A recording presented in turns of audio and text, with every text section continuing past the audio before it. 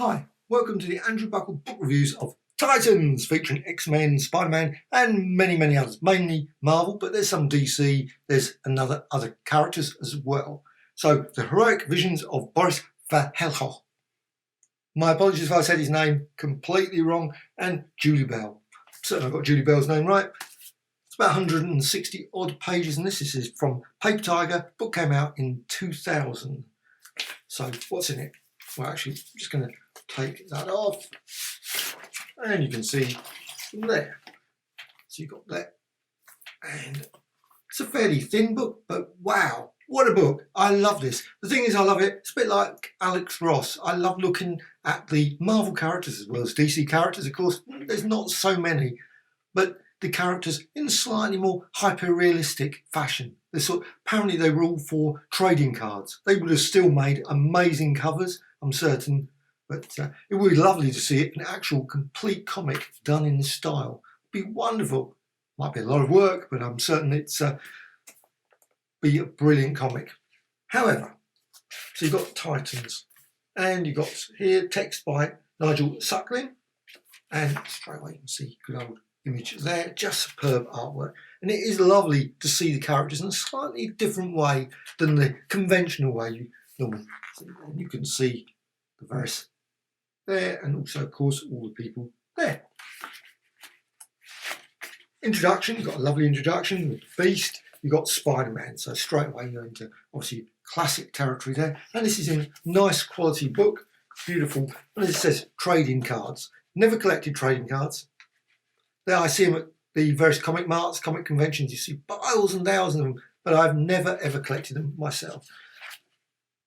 They look amazing, absolutely stunning, but they are very different, even though you can see obviously the characters straight away who they are, like Dr. Octopus and Spider-Man, Carnage or whatever, Hobgoblin, you got the Lizard. They're always slightly odd when you see them, also when they're just like frozen, seeing whereas of course in a comic they're normally doing something, an action. Obviously there's some action poses here, but sometimes they're just real poster shots of their face up front, and that's slightly odd. Imagine having the Lizard right in your face. You're thinking, oh, I'm not saying I'll be thinking of very much at that point. I'll be thinking, why am I here? Also, there's a lovely card that was included as well. I think that's just a nice little touch. Some of the characters, I must admit, I do not know. Some of the, obviously, they are Marvel characters. Yukio. I hope I signed her name right. Adam Warlock. Some of them look really odd. I must admit, sometimes I'm thinking, not what I think of the character. But some capture the characters really well. But some, not so certain. Adam Warlock, not so convinced. But still, that's an interpretation. Obviously, the artist, and that's what they've done. And this one, Prime, you got Malibu Comics, also Psylord. I would love to look and see who it's by. Obviously, Julie or Boris. And sometimes I think, oh, that must be and then I, of course, get it completely wrong. Vengeance, obviously a Marvel character. I have no idea who she is. You got War Machine. I do know who War Machine is. And you got Brinky from Chaos Comics. Punisher. Now, Punisher looks really odd, but this is another problem I always think. When you see him hyper-realistic, it's like in a film. That's why they have to change costumes, I think, sometimes. People hate that, I'm certain. I hate it as well. I always want the character. I watched recently the Jessica Jones, and there's Hellcat was in it. And she put her costume in that yellow. And I was thinking, yes, but of course it looks stupid in real life. It's just like, no, you're not going to really wear that. In comics, it looks great. I love the battle scene between, obviously, Flash and Quicksilver and all this character. And you've also got the Avengers. So you've got Avengers. And they've got a nice little bit of introduction as well for each of the second. You've got a lovely one there of Captain America and Red Skull and the Hulk, of course.